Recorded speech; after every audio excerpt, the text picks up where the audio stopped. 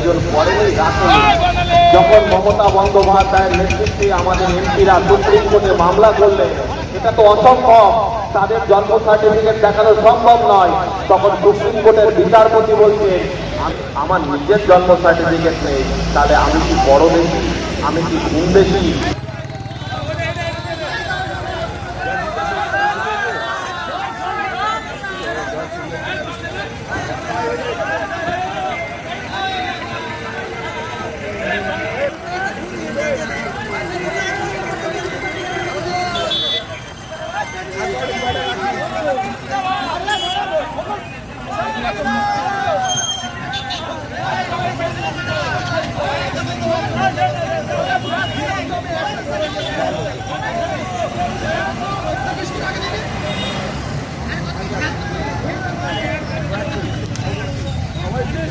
আজকে সকাল থেকে ফুলিয়াপাড়া মোড়ে তৃণমূল কংগ্রেসের উদ্যোগে যে সাধারণ তৃণমূল কংগ্রেসের কর্মী এবং সমর্থকরা যারা ধর্মতলার উদ্দেশ্যে উত্তরবঙ্গ থেকে তথা বীরভূম থেকে এই 12 নম্বর জাতীয় সড়ক দিয়ে যারা যাচ্ছে তাদের জন্য জল, মিষ্টি, বিস্কুট এবং প্রয়োজনীয় ওষুধের ব্যবস্থা এখানে রাখা হয়েছে। জল সত্ত্ব খোলা হয়েছে।